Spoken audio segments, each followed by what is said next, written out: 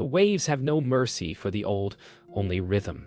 Elias kneels at the edge of the shore, his lips cracked from salt and prayer, whispering names the sea refuses to remember. The sky looms heavy, unlistening, while every breath feels like an unanswered confession. Faith, once a roaring fire, flickers like dying embers within him. If forgiveness heals the soul, he wonders, why does guilt feel so divine? He remembers Jonah's eyes, bright with forgiveness, fading into the darkness of his failure. The wind cuts through the silence like a voice that almost speaks. He looks up, trembling as if God might finally break the quiet. But there is only the sound of his own breath, and a single light glimmering far out on the water, like a memory waiting to be born again. Morning comes like a faded promise. The storm has passed, leaving the island bruised and glistening. Elias gathers driftwood, his body aching from the night, his spirit quieter but still unresolved. He studies the sea where the strange light had burned. It is gone now, or perhaps it was never there. The gulls return, screaming life into the silence he both despises and depends on. He speaks aloud for the first time in days, his voice rasping. If God has not abandoned me, why does his silence feel like punishment? His words echo back in fragments, each one emptier than the last. He rebuilds the fire with trembling hands. Every spark that refuses to catch feels like a mirror of his prayer life, persistent, unanswered. The silence begins to sound like laughter, cruel and knowing. He remembers Jonas's voice, telling him once that forgiveness is not granted by heaven, but born in the heart that dares to love again. Elias throws another piece of wood into the fire and mutters, "Then why can't I love myself enough to believe that?" The question drifts upward in smoke, unanswered but alive. By midday, Elias wanders inland, where the trees twist like question marks.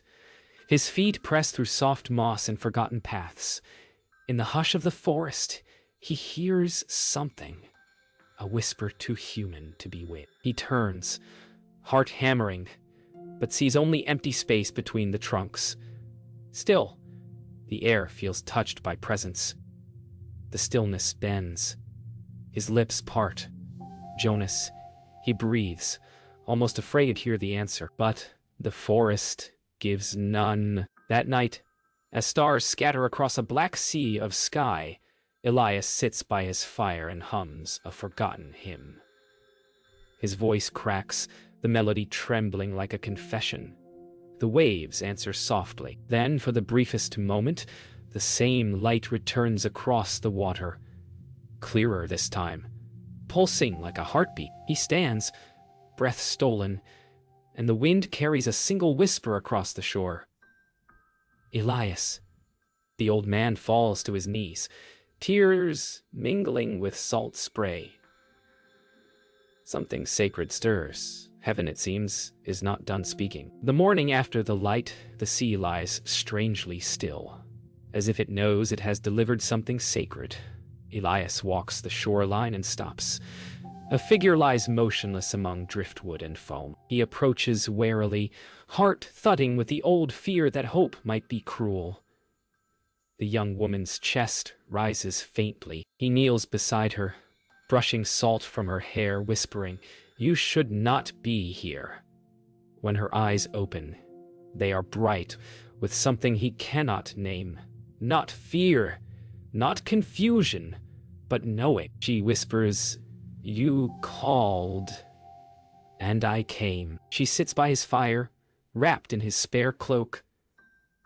The silence between them is thick with questions neither dares to ask. Elias watches her hands, unscarred, delicate, folded in quiet prayer. "Where did you come from?" he finally asks. "The sea," she answers simply, as if that explains everything. "It carried me here because you would not come to it." Her calm unnerves him. Her gaze pierces the armor of solitude he has worn for years. "You speak as if you know me," he says. "Perhaps I do," she replies, eyes reflecting the flames. Elias leads her through the island, still unsure if she is real or an echo of his own failing faith. She walks barefoot, her steps soundless on the sand. "You live alone," she says softly.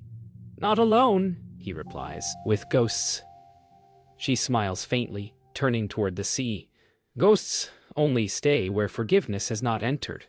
Her words cut him open. He turns away, muttering, "Forgiveness is not mine to claim." She stops walking, voice steady. "Then whose is it?" That night, she hums a tune by the fire, the same melody he sang to the sea the night before. Elias freezes, heart pounding. "How do you know that song?" he demands. She looks at him calmly. "I heard you sing it to heaven." His voice cracks. No one was there. Mira only tilts her head, as though listening to something far beyond them. "Heaven always listens," she says quiet. "It's man who forgets how to hear." Her words fill the night like prayer made flesh. Before dawn, Elias wakes to find Mira gone. Panic drives him to the shore, where the faint outline of footprints leads into the surf. He calls out her name, his voice swallowed by the tide. Then he sees it. The same golden light rising from the sea, pulsing once, twice, before vanishing into the mist. As he falls to his knees, a whisper curls through the wind. "She will return when your heart remembers her." Elias presses a trembling hand over his chest, realizing for the first time that the silence of God might have never been silence at all. Days pass, though Elias cannot tell how many. Mira walks the island's edge, her eyes searching the horizon as if reading invisible scripture. Elias keeps his distance, torn between need and mistrust. One evening, she finds him sitting before his driftwood cross. "You once had a friend," she says softly. The name strikes his memory like a bell. "Jonas." "You knew him?" he whispers. Mira's gaze glows with quiet certainty. "I know the love that never left you." He trembles. "Then you know the betrayal that never leaves me." Later, in the fading light, Mira lays a small shell in Elias's hand.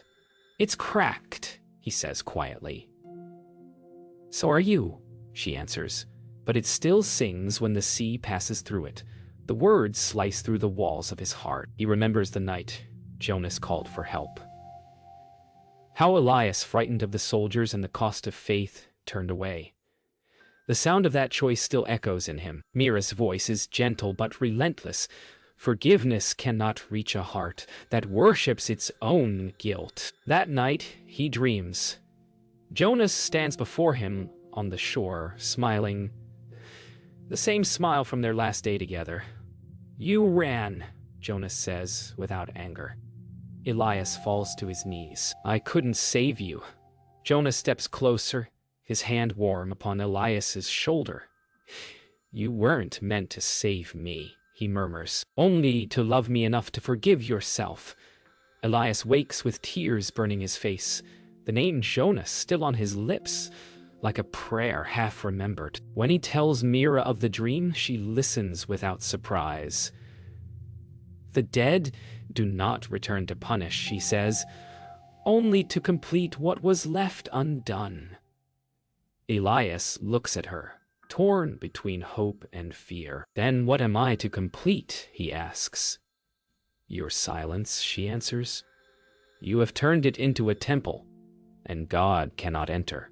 He feels the truth in her words, sharp as lightning, beautiful as pain. The sea wind rises between them, and for the first time, Elias does not turn away. That night he walks alone to the far cliffs. The stars shimmer like eyes of unseen witnesses. He whispers Jonas' name into the dark, and the wind carries it back to him. For the first time, he doesn't flinch at the echo. He lays the cracked shell at the cliff's edge, letting the tide take it. "I can't change what I was," he says softly. "But maybe I can let it be forgiven." The sea answers with a deep, rolling sigh. And from somewhere in the distance, the faint melody of Mira's voice rises like a benediction. A heavy stillness settles before dawn, the kind that warns of storms. Elias wakes to the scent of rain and the restless motion of waves beating harder against the island's edge. Mira stands outside the shelter, her hair tossed by the wind, eyes turned toward the horizon. "It's coming," she whispers. "What is?" he asks. "The fire that cleanses." The sky shudders with thunder. Elias feels fear clawing at him, but somewhere deep inside, an ember stirs, not of terror, but of surrender. By noon, the storm unleashes itself upon the island. The wind tears through his dwelling, scattering the relics of solitude. The cross, the journal, the shell fragments of memory. Mira moves through the chaos like light inside shadow, unafraid. "You must let it break," she shouts above the roar. "Everything you built from guilt must fall." He tries to reach her, but the rain blinds him. She steps backward into the storm, her form glowing faintly. "Mira?" he calls, but her voice answers only once. "He forgave you long before you asked." The world collapses into water and flame. A bolt strikes the wooden shelter, setting it ablaze despite the rain. Elias stumbles, shielding his eyes from the blinding light. The fire consumes everything.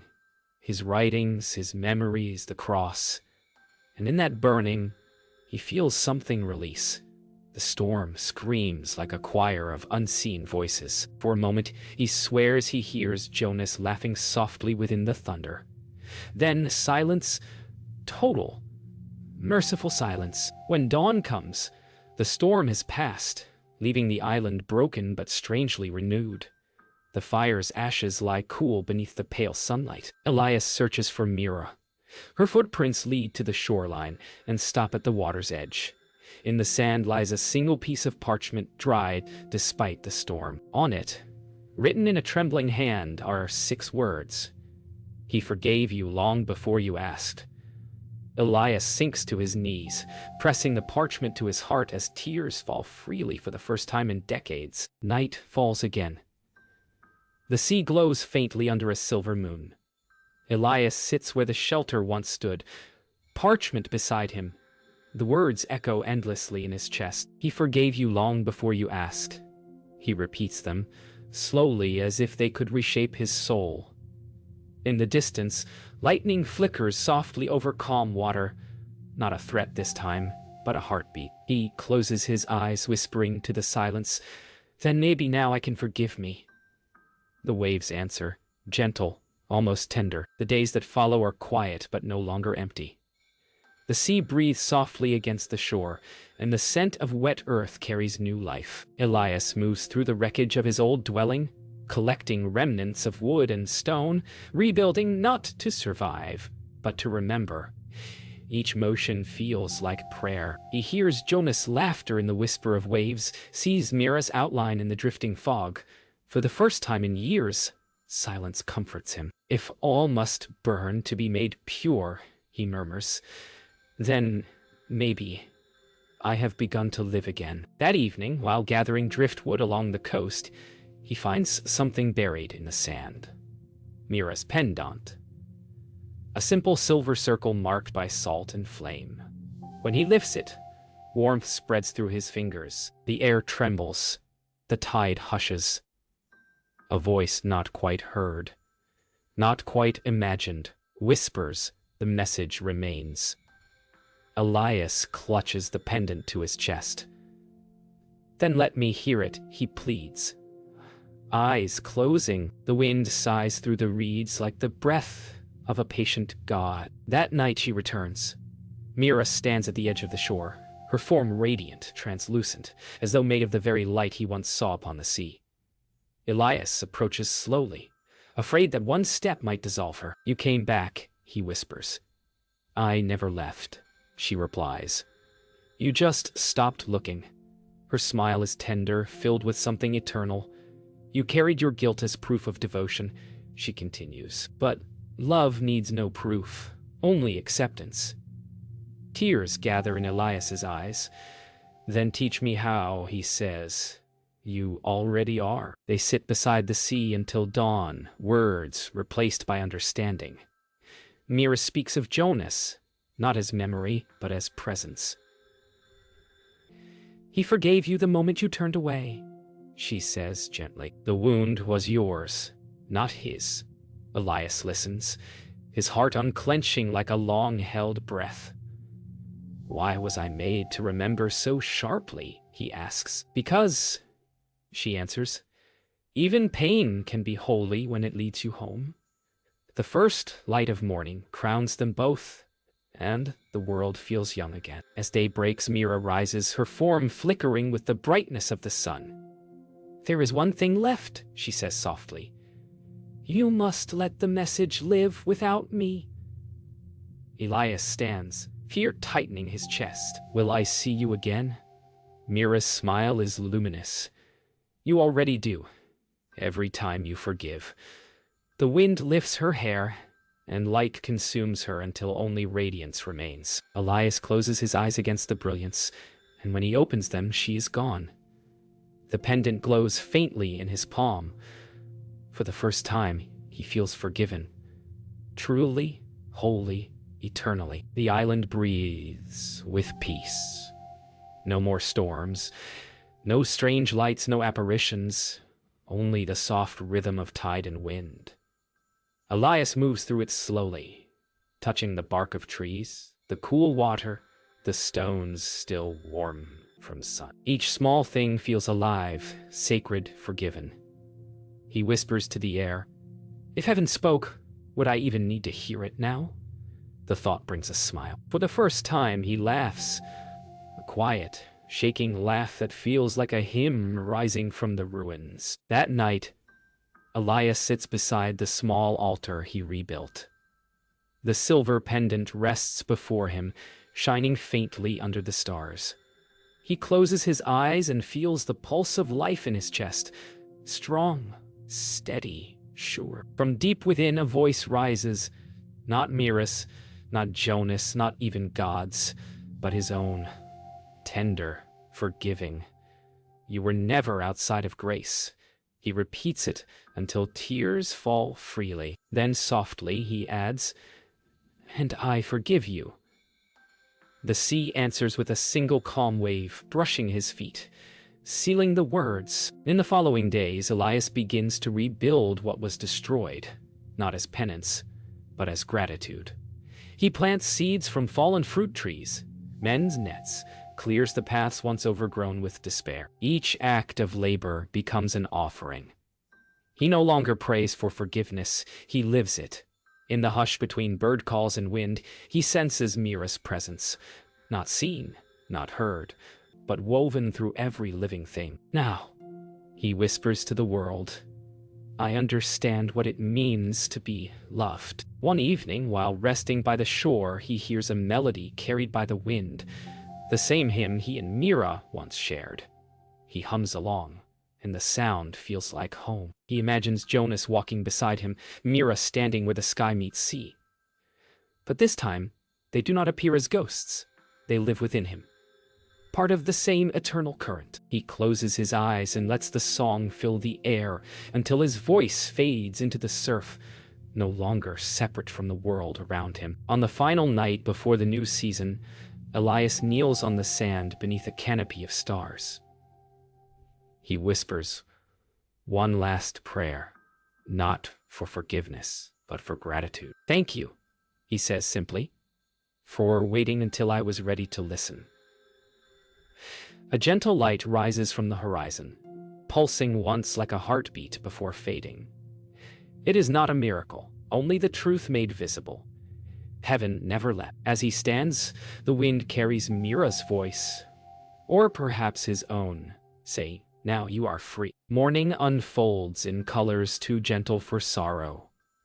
Elias wakes to birdsong, the air sweet, with the scent of rain and new growth.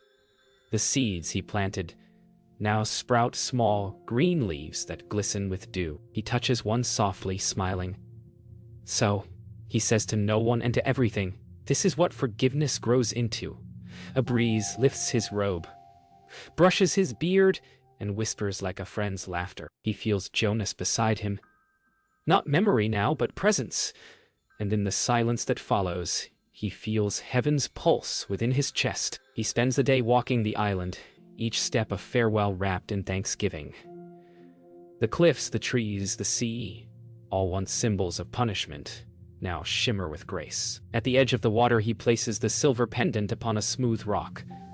"You carried me through," he whispers. "Now let the world carry what remains."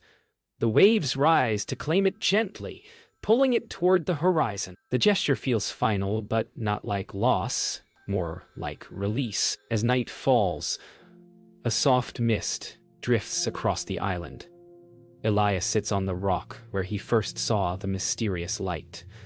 The sea hums with a low rhythm, like breath shared between worlds. He looks upward, and the stars seem closer than they have ever been. "If this is the last night," he whispers, "let it be filled with thanks." He feels warmth bloom inside him, not from the fire beside him, but from within, spreading through every vein. It is as though heaven itself is breathing through him, slow and infinite. The wind stirs, carrying the scent of salt and lilies. A soft golden glow gathers over the water, brighter than moonlight, but gentle as dawn. Elias rises, unafraid. He knows this light, the same that once called his name from the sea. "I am ready," he says quietly.